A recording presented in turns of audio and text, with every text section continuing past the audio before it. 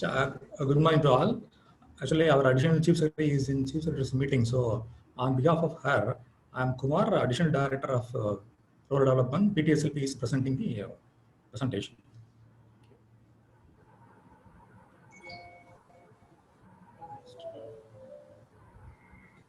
Yeah.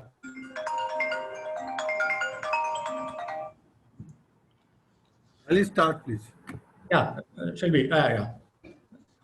So actually, you can look at that. This is a glance of our coastal area. So the Tamil Nadu. So Tamil Nadu is the second wealthiest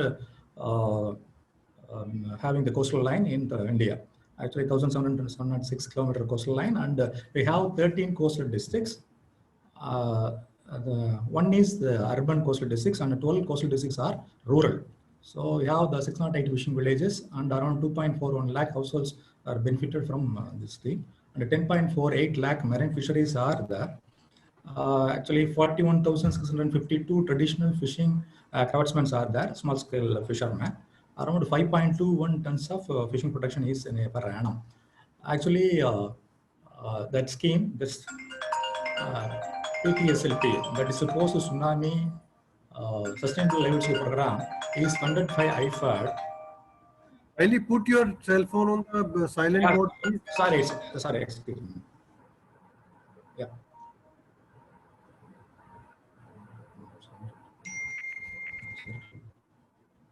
Hello. Please. ஆமாம்மா, நான் ஒரு presentation இருக்கேன், சொல்லுங்க. சொல்லுங்க. சரி, நான் பார்த்துறேன். நான் Delhi presentation விட்டுருக்கேன். நான் கால் வரேன். Sorry, it's from the secretary. Yeah. So we are funded by the IFAD, and it's implemented by the Rural Development and Panchayat Raj Department of the Government of Tamil Nadu in 12 rural coastal areas in 238 village panchayats, with the mission to build self-reliant coastal communities and enabling them to manage their livelihoods in a sustainable manner. So actually, it is a kind of in Asia Pacific. It's funded by the IFAD. Our main target group is the poor small-scale fishermen. It's started in 2008, and the second phase is going on now also. In our program, it's around 2.41 lakh households are there. We are created 12,500 grassroots community-based institutions like SHGs, then FMS, PPGs, and JLGs. Bolo. Yeah, next. We all know that because of the COVID, we got loss of income. See that the restriction in fishing and marketing to the income of the fisheries, so social distancing requirements, it's imposed by the government. So our fishermen are small-scale fishermen. In the boat, they can go as per the restriction. Only 2 can go, but only 4 and 5 if go, then only they can catch the entire their lot. So because of that, they have lost the income also. Then other allied activities based on the fisheries, that is a boat and net repair, construction of the boats, and other activities also it's hurted by the COVID, and they are also losing their income. Then due to the loss of income, the mounting debt is high. They have to invest from the fishing assets and the other working capital also. Then restrictions imposed that alternate days only they can go before the full restriction. So they can go for the alternate days of fishing. So naturally the catchment is less. Then because of the loss of income, they have to spend from the savings. Then marketing also very issue because for the marketing, so they have to sell. The first point of sale is in the beach itself. Because of the restrictions and all that, they couldn't sell it. So nobody is coming forward. So their livelihood is in trouble. See, these are our fisher-lending women. They are selling their fishers in the roadside. Next. Usually in the traditional for the fishermen and the coastal community, the traditional nutrient-rich diet is the fish. Due to the lack of catch and all that, their nutritional security also going down for the last 3 months. Then our fish vending women, This is one of the our women. They are headed in the family. They are doing daily selling, head loading the door to door. They will sell door to door and all that. That's affected by the loss of the access to the fish for transport systems also, because there is no transport. So they also have the income also reduced. Then for the other vendors also, not only for the small scale, for the big fishermen also, because of the large stocks of fish need several men to unload the stock, need ice, need storage space, need people to clean the fish, traders to sell, and finally the stocks need to be transported to the exports. So those big fishermen also affected by the. So these are the pictures that are how the fish vending women are selling and taking their fishes.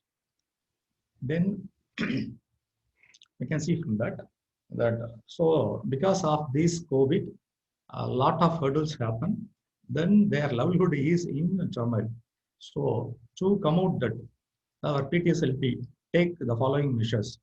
Actually, the basic issue is the awareness. So our CBOs, that is, our CBOs are the self-help groups located in the villages. They are giving the awareness to all the public in the coastal with the help of the RA department and health department officials. Then we have one separate funding. It's called Income Generation Activity Fund. Under this, we have given number of trainings to the our women, SLG members. So like tailoring and all that. So based on the tailoring, they took the training in the tailoring. They produced the masks and distributed to the project households.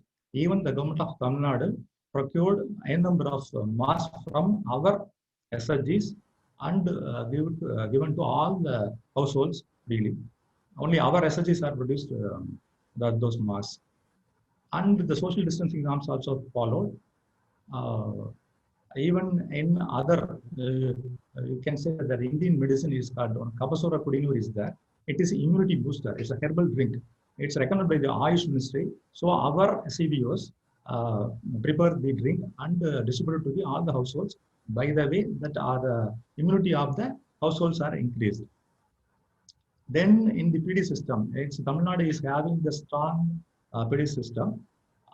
Since the COVID is there, the social distancing norms are there. They cannot come to PDS and get the ration and all that. So our government of Tamil Nadu insisted us, and our CBOs are taking the ration materials to the doorstep itself. So they're distributing it with the help of the PDS officials also. So here see how they are making the masks. After they are giving the training, they are doing the masks. They are in the small unit. So doing all these things, the main thing is they have some funding. Then only they can go for the livelihood.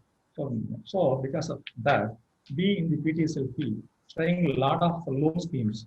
We are already having VRF, it's called Vulnerability Reduction Fund, and the Sahay loans. Government of India through banks making some Sahay loans. So Sahay loans is given by the banks. We are tied up with the banks also. Nearly around, you can see that, around 25 crores COVID relief loan to the 12,435 project was. So in the partnership with the bank, we already given. Actually, it's a split up is not only the Sahay loans, but COVID Sahay loans are around 3.71 crores.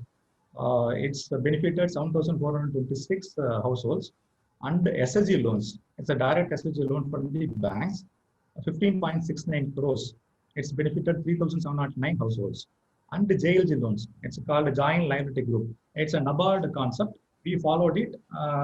Usually, as per the NABARD concept, it is 4 to 10 members jointly or individually doing a similar activity can approach the banks. So in our projects, we taken the essence and we have adopted 5 members as a group, JLG. So we formed the JLG group. The JLG group, they are doing a lot of enterprise development activities. By the way, for this in COVID, during COVID, around 5.61 crores JLG loan has been given for the 1,300 households. So this is one of the VRF. Another concept where is the VRF, that is called the Innovative Vulnerability Reduction Fund. It's already we are having this concept in every PLF, Panchayat Level Federation, which includes the SLGs. We have allotted amount. It's a fund set up by the PLF with the community contribution to cater the immediate needs of PLF members during individual and natural disasters. It's a plan is because of the tsunami project, so we planned like that. So if any natural and individual disaster happen, they can get around 1,000 to 10,000 rupees with a 6% interest. So around 301.58 lakh disbursed to 4,193 households from the VRF set up by the PTSL. Then during the pandemic, facility setting in the individual micro enterprises, I already told that the IGA, it's income generation activity. We have created a lot of enterprises, around 3.30 crores professional loan to 2,064 households. Setting up individual micro enterprises we have given, and we have created a community livestock volunteers also. We have given training to cater the need of the animals. For that also in the COVID period also, they have visited the places and given the medicinal plants to the goats and other cattle also. So these are the IGL loan activity. They are doing the blogs, they are doing selling it. This is another activity of the IGA. They are doing it, and they are selling it in the local markets itself. This is another, this is before taken up, before the COVID, it is jasmine cultivation. Then not only giving the loans, but the JLG women, the fish vending women need to stock their fishes, because daily they cannot sell all the fishes. So they have some ice cold storage, but since it is in various locality, cold storage success is very less. So for that, we have given the 100 liters ice box. They can keep the fish with them, then they can sell the next day. So by that, they can get more income. Then in the same way, the fishermen, our fishermen, the small scale fishermen, so they need also the cold storage, but the access is so less. So we have given around 220 liter ice boxes to the 2,335 fishes. So they can keep the fishes, then they can sell next day or other day when the amount they are getting the selling prices high.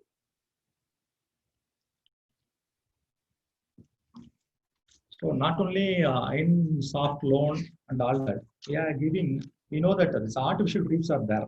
So because of the, if you deploy artificial reefs, definitely the fishing catchment will increase. Based on our previous experience, we have deployed around, deployed in 48 places in and around the 6 districts for the tune of 15.93 crore artificial reefs we have deployed.